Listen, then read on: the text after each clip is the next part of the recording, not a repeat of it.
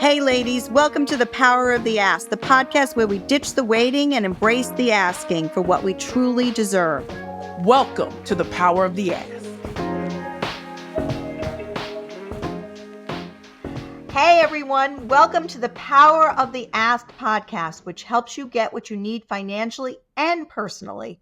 We are so glad that you're here today. My name is Lisa Zeiderman. I am managing partner at Miller Zeiderman, and I am one of the co-hosts with my dear friend, Precious Williams, the killer pitch master and CEO of the Perfect Pitch Group.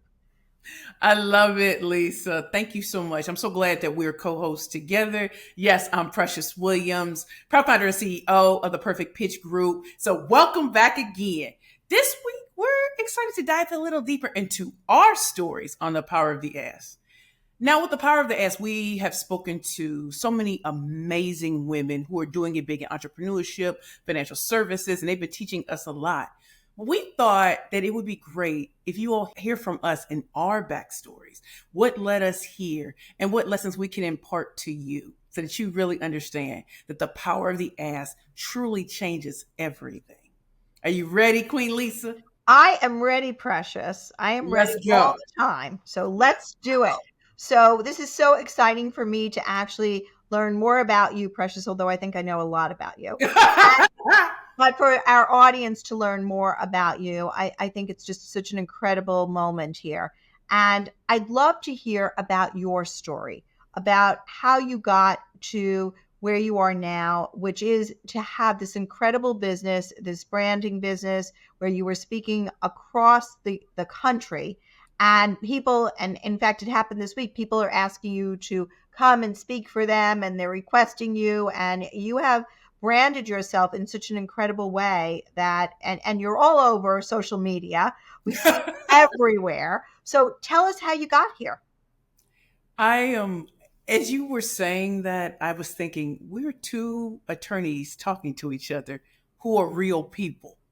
So my story begins in St. Louis, Missouri. I am from the Midwest. I'm from the show me state. So if you think you're bad, you're going to have to show me.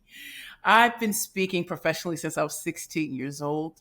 My grandmother is the first person to ever say to me that when I speak, people listen. And imagine being in the inner city where you're constantly told you'll never make it or you'll live in a 4-family flat with multiple baby daddies. When I was 12 years old, I realized I did not want kids. And not because I don't like kids, but because I had such a traumatic childhood with my mother who nearly beat me to death when I was 12 years old, and a father who has been a drug addict since he was 18 years old. So I didn't see a lot of positive role models in my life. But if it wasn't for my teachers, my grandparents, I wouldn't be where I am today. At 15 years old, I went to go live with my grandparents, my beloved grandmother, Precious Dolores Williams, who is on the wall right here, as she always was in my life, and my grandfather, Raymond Woodrow Williams. And in living with them, I never had to worry about where my next meal was coming from. I never had to worry about love. I was driven to school in the hood, which you know is a big deal. At 16 years old, the principal of my high school asked me to speak at an event. We didn't know it was before the mayor of the city of St. Louis, Freeman Bosler Jr. And my English teachers wrote my speech. And this is back in the day when you came up with your folder and those printed out words on paper. I remember I opened up the folder and I just knew what to do. And as I was speaking, never saw the paper before, never looked at it before, but just understood the assignment. And so as I was speaking, my grandmother's just beaming right over there, just beaming. And I'm killing it and getting standing ovations. And even at the time, I don't think I understood what I had really done. My next speaking engagement was before the governor of Missouri. So I started off speaking to political VIPs and people like that about the state of the St. Louis public schools, and being one of the only students that was constantly in the St. Louis Post-Dispatch who was able to transcend poverty to be able to speak at a certain level where politicians would say, oh, she's really good. My grandparents knew I wanted to go to college and they would prefer for me to go to school in St. Louis, but I knew that my fame and fortune lied outside of it. So I applied to Spelman College, received a full scholarship, which is a whole story in and of itself. And they told me I would never make it.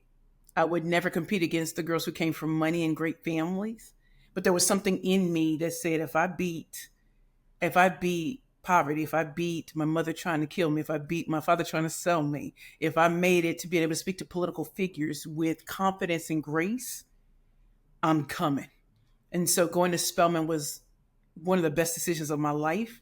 I finished in 4 years, was the first recipient of the Bill and Melinda Gates Scholarship. Wow. Had a full scholarship to Georgetown University, the Law Center. True Wow. that. Had difficulties. I started in 2001, which was I moved in the same day Aaliyah died, August 25th, 2001. September 11th, I was there. And in 2002, I was kicked out of Georgetown University Law Center. I had left on my birthday, January 22nd, didn't come back to March 15th. So I understand now. But I was going through a lot of issues that I had never dealt with. Anyway, I got my mentor from Sullivan and Cromwell, Bill Schroeder, told me to go over to Rutgers Law, meet with the deans, which you could never do at Georgetown at the time, and met with the dean, was offered a full scholarship because I got into a lot of amazing schools, and started at Rutgers in 2003, finished as the number one student attorney in my class in 2006, won all of my cases in special remand court against those seasoned prosecutors. Wow. And then I passed the New York State Bar on my first try, February 2007, because I finished December 2006. February 2007, passed New York May 4th, failed New Jersey May 7th. And then I knew I graduated May 25th, 2007, already knowing I'm going to New York. Sullivan and Cromwell, clerk for federal judge in the Southern District, worked in medical malpractice, products liability, toxic torts, Heidel, Petoni, Murphy, and Bach. Had my own firm doing landlord, tenant, and mortgage foreclosure defense before deciding to become an entrepreneur. I started Curvy Girls Lingerie when I was 327 pounds, just left my ex-fiance 7 years, and didn't understand that what led me to where I am was the art of communication, oral, written, being able to connect at different levels. And my first pitch, and that landed me on national television. My second pitch, On Your Business with JJ Ramberg, I walked away with $500,000 in 54 seconds. Imagine everybody telling me no, but I've been told that all my life. So that's a thread that's gone through my life. You can't do it. And I did. Then was on Shark Tank season 8 in 2016. Love of my life died, who inspired the company. Had a very severe reaction, grief, tried to take my life on my 38th birthday, but I am here at 45 years old. I restarted my company out of homelessness, Perfect Pitches by Precious. And I was determined that the 2 years that I was homeless, there was a deep work that had to be done in me and to heal old wounds. And I did that, and I came back with a vengeance. You So really did. yeah, so that's how I got here. Restarting my company, working with the very companies that blessed me, Bottomless Closet, Savvy Ladies. So yes, I went through Savvy Ladies before becoming a board member, winning the Inspiration Award in 2020. Now being a board member, my company has been rebranded from Perfect Pitches by Precious to the Perfect Pitch Group. We, provide, sales training, presentations, keynote, all of those sort of things for companies, corporations, foundations, and nonprofits. And I've been to rock bottom many times in my life. And I have always come back harder because of the art and the science of communicating and understanding that people need compassion. They also need their issues to truly be addressed and to not be the social media version of anything. I'm truly enamored with what I'm able to do with my clients, with my customers, or with individuals who feel like they've lost everything, because I've lost it and came back. So that's my story. It's amazing, Precious. I've heard your story many times. Okay, parts of it, never the entire story from start to finish. So this was really great. I love getting to know you more and more. And every time I'm with you, I learn a little bit more about you. And yep, and it's always very interesting. And I think it's your resilience that is so incredible for you, and that really Yes. makes you who you are. It's all about resilience for you, really. Yes. And you're right. You come back stronger, and you are one of the strongest women that I know. So I really, I have to say, I totally appreciate you. I really do. And Queen, I'm you so, know the feeling is so mutual. I do, I do, I do. All right. So here's the question, right? Here's one question. Was there a time when you asked for something that really led to a change or a significant turning point in your life or your career? And if so, what was it that you asked for? And how did you go about asking for it? When I tell you there's so many scenarios that came through my mind, I'll start with this. Late last year, I had two multi six figure contracts on the line. And I'm so excited. We had just gotten a small team together for Perfect Pitch Group. We knew we were rebranding. And I'm waiting just for the signing. And those contracts were never signed. Mm. This is a hard time of year for me, in terms of family and things like that. And I didn't know what to do. And I didn't know how to talk about it because I felt like such a failure. Like, how in the world is this possible? I didn't work so hard. I called one of our board members because I was deeply ashamed. What am I doing? And I wasn't asking her for money. I just didn't know what to do. And I was ashamed and like, I did everything right. Why are they not being signed? And Ruchi sat with me and she said, they're not supposed to be signed. What? Jigga who? Jigga what? She said, no, that's to tell you what's coming. And you need to know that. I said, I can't pay for everything. I just moved. I did all these sort of things. And she said, more's coming, Queen. So January 2024, I'm getting ready to turn 45.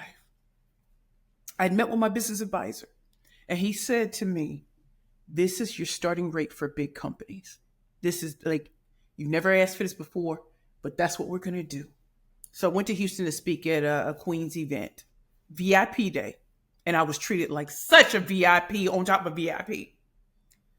Before I spoke, I got two phone calls. One from a speaking bureau that was deciding between three speakers, and they didn't represent me, but my name was said by the company. And then a major insurance company contacted me saying, we've been watching you for 3 years. We have a full day training we'd love for you to do. What the rates looking like. So I said it, not thinking they were going to go with it. Yes, yes. And then I introduced the Rainmaking, Speaking, and Branding Accelerator to two women who I greatly respected. They said, yes, yes, no payment plan, paid. And I went back to Ruchi and she said, greater is coming. She said, you have to see yourself the way we all see you. Part of business, and you might have forgotten this, is everything isn't going to be a yes. And it's stretching you and pushing you. And so asking at that rate and standing in it was a game changer. And then presenting that to women I greatly admired. There was no question. It was like, okay. I said, payment, no. Oh, we've been watching you for years. So standing in it and saying yes, and then watching the entire year as Verizon and other companies and private associations were booking me and hiring me. That is what was the game changer for me. But it started with being vulnerable enough to say something to a board member that I knew before she was a board member, and her reminding me that, baby, you ain't seen nothing yet. So, Precious, I think it's interesting about that. I think it's the ability to lean into other women Yes. and to have other women part of your sort of your board of directors, right? Yes. Who can help you. But it's also this ability to really to deal with the adversity and then to still move on to that next event, right? And Yeah. to put the adversity to the side and still actually go out and continue building. Because I think that that's part of the key. That I think is the one of the biggest difficulties for people is that when they face adversity, then they get down in terms of adversity, as opposed to feeling like, okay, I got to put the adversity to the side and now I got to just keep going and keep pushing through. And that's what you did, which is how you made yourself such a success. So great for Ruchi. We give a shout out to Shout Ruchi. out Ruchi. Watch her prosper. Right, exactly. And obviously unbelievable for you. Ladies, are you ready to take control of your future? Do you dream of financial stability, freedom, and a life that truly deserves you? For over 20 years, Savvy Ladies has empowered women from all walks of life to make smart financial choices, achieve our goals, and build a brighter future. We built Savvy Ladies as a community of women supporting women. We offer free financial educational programs, a trusted helpline, and guidance and advice from America's top financial professionals. You can access the financial helpline at savvyladies.org or where you get your apps under Savvy Ladies. Savvy Ladies equips you with the knowledge, confidence, and support you need to thrive. So don't wait. Join Savvy Ladies today and start building your financial confidence and well-being now.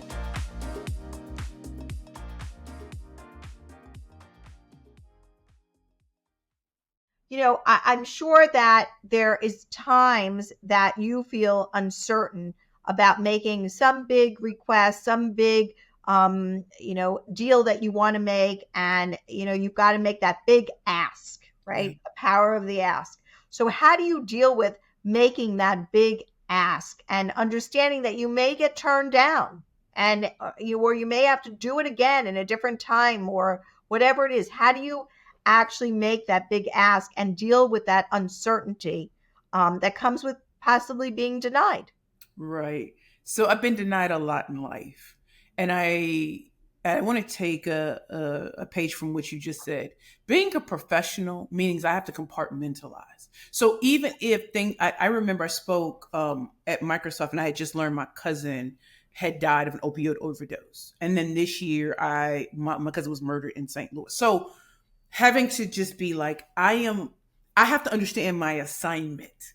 No matter what, I'm going to show up professional grade because I have 30 years in this. This isn't my first rodeo, and it's something that great women have said to me. Being able to compartmentalize and do your job and still have a support network who will love on you after you come off that stage. I've made a lot of big requests in my life, but I would just say in the last 2 years, I have made a big request. And especially, you can see what's happening in the economy. Let's be very clear. So today, I got rejected from something that seemed like a sure thing. And I think this is probably, I don't know, the seventh rejection this year. And what kept me going is that people watched me for 3 years, 4 years before hiring me, because we have a lot of flash and pan people, a lot of flashy people. And so for that insurance company to come 3 years later, or for this other company to come, 2 years after watching to see if I am who I say I am, making sure that no matter what, how do you keep your funnel full? How do you keep letting your VIP network know this is where I'm going?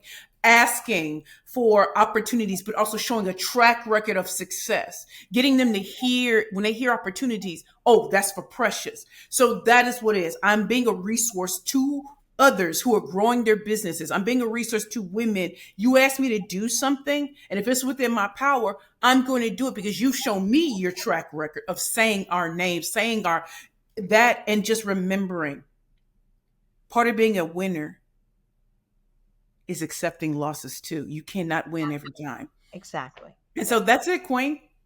I think that's so true. And I try to teach the lawyers who I mentor that same thing, that some days you may not win every case, but you got to be able to pick yourself up and make the best of it and figure out with your client how to deal with that and go on, right? You have to go on. And I think that it is about putting yourself out there, and asking for the help and asking for the opportunities. And I know you do this. You put yourself right on out there, and you are good about asking for help. I mean, I think that this is actually a positive quality that you have, and looking for opportunities. So what have you learned about yourself in terms of being able to do this? What makes you able to do this on an ongoing, day in, day out basis? Go out there, look for these opportunities, put yourself out there, ask and ask. You know what, Queen? I thank you for asking me this, because even I sometimes get so scared, right?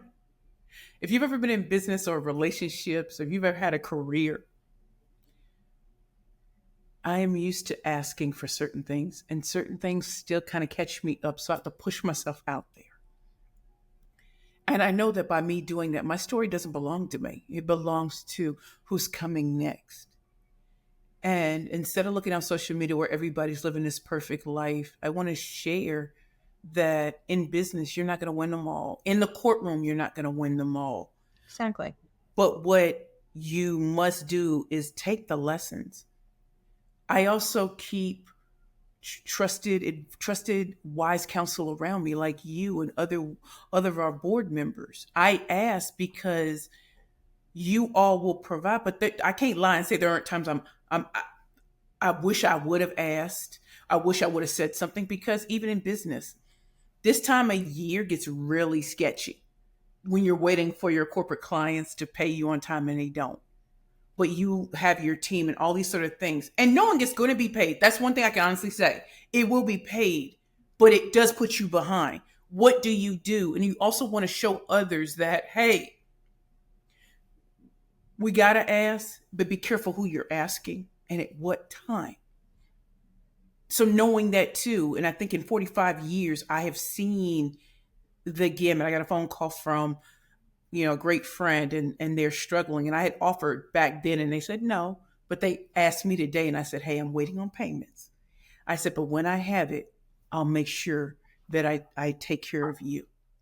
Do you know how hard that would have been hard years ago to have that conversation, but to be direct and say, I got you. Let me take care of everything else, but I got you because I've seen your track record. So I'm still a work in progress. I still get verklempt, clutch my imaginary pearls. But there are people behind us who need to see that it can be done. So that's why I do it. It's great. It's great. So, we've heard about some of your upbringing, and obviously it has shaped your life, your upbringing. Um, how do you think specifically your upbringing shaped your ability to ask for what you need, particularly given the fact that, there was violence? You couldn't really probably speak up that much as a child because I'm sure there was a lot of fear. It was violent. So how does your upbringing actually help you and shape your ability to ask for what you need?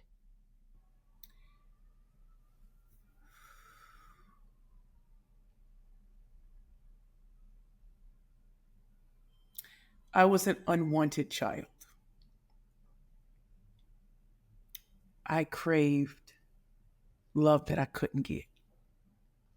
I didn't know how to ask for it, but I knew at school that I was going to be the best at everything. Because at school, I got attention. I had teachers who understood that I had a genius in me, put me in genius and talented classes. They didn't let my skin color or anything dictate what they saw was genius. It wasn't math genius, it wasn't science genius, it was communication genius. And so I grew to crave that in being the best. But I can tell you this: awards you can't take to bed with you at night. You can't wrap your arms around those things. So, as great as I was internally, I was stunted emotionally. So when I was in law school, that was one of the reasons why I couldn't deal with certain things. When I was in law school, everybody's father and mother was a diplomat, an ambassador, a lawyer. I couldn't say that, and I felt ashamed of where I came from. And I carried that shame for years. The reason why I have no shame today is because I opened up to the right people who saw there was a stunting. I can be the greatest on stage. But I thought that everything around me had to be about stats and awards and achievements, and that stunted me. I needed to know I was loved. So when I went through my homeless journey at the Bowery Mission Women's Center, that was the first time none of my awards and achievements I would let anybody speak about, because I'm precious and I need to understand why God made me. What gifts did He have in me other than the ability to speak? How could I become a better advocate when I have no money? How could I speak for my sisters who were in the struggle with me? How could I do it? And I learned it there. And by studying the Bible, by going to discipleship classes, by volunteering, there was a different precious that emerged. And so I never was this emotional before. I was stone cold, thugged out. So for me, the asking was breaking the cycle. Asking was breaking the cycle of silence. It was breaking the cycle of guilt and shame that kept me from saying how I was feeling. And it made such a difference, and it made me more compassionate. So my upbringing made me hard. The longer I've been in my 40s has been a blessing, to be a blessing to others. Because I ask, because I say people's names, because I push them forward, and I'm no longer ashamed of where I came from, because that was no bearing on where I went. It's interesting, Precious. I think that your upbringing made you more compassionate too, right? I think that your upbringing made you more open to help others. I think that your upbringing certainly gave you the ability to go out there and push, but it also and it made you a very strong advocate for yourself. And I think that, I mean, that's the power of the ask, right? Is Yes. being an advocate for yourself. And I think it was your upbringing, certainly part of the reason that you have a very strong um, and tenacious ability to ask for what you need Yeah. or what you want, or what is going to move you to the next spot. But it's your compassion that also gets you there, because so many people, and including our board, we adore you, as you know, and it's certainly part and parcel of your compassion.